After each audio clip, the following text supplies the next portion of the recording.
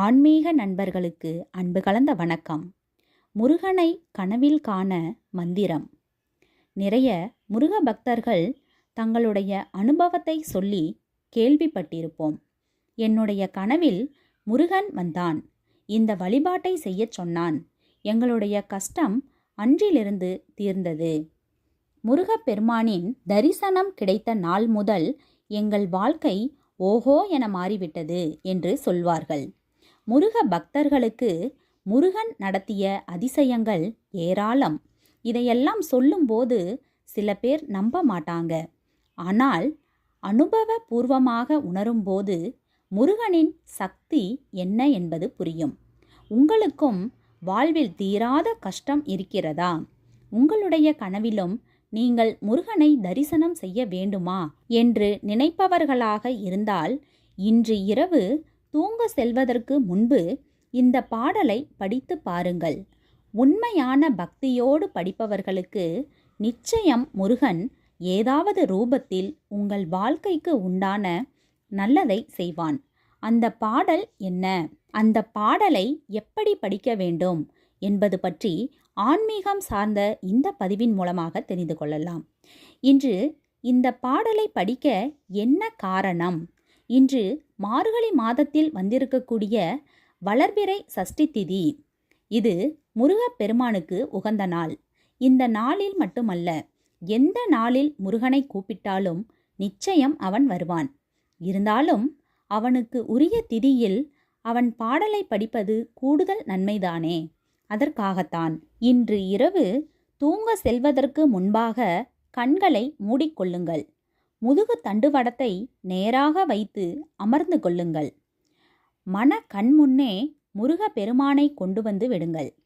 முருகனின் எந்த உருவம் உங்களுக்கு பிடிக்குமோ, திருச்செந்தூர் முருகனா, திருத்தணி முருகனா, பழனி ஆண்டவனா, எந்த முருகன் உங்களுக்கு பிடிக்குமோ அந்த முருகனை கண்முன்னே கொண்டு வந்து நிறுத்துங்கள். எந்த முருகனை உங்கள் கண்முன்னே கொண்டு வந்து நிறுத்தி இந்த மந்திரத்தை சொல்ல போகிறீர்கள் என்பதை கமெண்டில் பதிவு செய்தால் இன்னும் நல்லது. பிறகு முருகனை இந்த மந்திரத்தை, இந்த பாடலை பாடி அழையுங்கள். நீங்கள் படிக்க வேண்டிய முருகன் பாடல் இதோ. முருகனை அழைக்கும் பாடல் வரிகள்: அப்பா முருகா வருவாயே, ஆனந்த தேனே வருவாயே, கண்ணின் மணியே வருவாயே, கார்த்திகேயா வருவாயே, செல்வ குமரா வருவாயே, செந்தில் வேலவா வருவாயே, கந்தா முருகா வருவாயே, கௌரி தனையா வருவாயே, வெற்றி வேலா வருவாயே, வினைகள் தீர்க்க வருவாயே, வேல்வேல் முருகா வருவாயே, வெற்றிகள் யாவும் தருவாயே. முருகன் பாடலை படித்துவிட்டு அப்படியே கண்களை மூடி முருகனை மனதில் நிறுத்தி உறங்குங்கள். தூக்கம் கண்களை தழுவும்.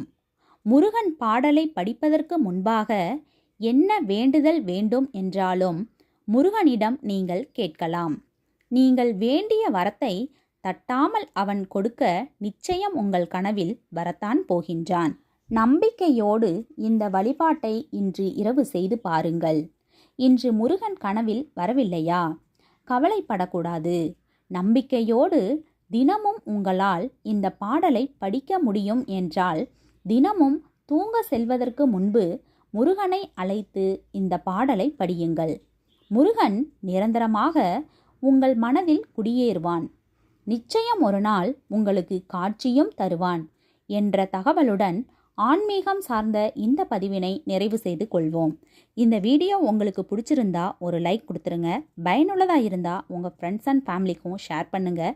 இது மாதிரியான பல பயனுள்ள ஆன்மீக தகவல்கள் தெரிஞ்சுக்கணும்னா நம்ம சேனலை மறக்காமல் சப்ஸ்கிரைப் பண்ணி வச்சுக்கோங்க.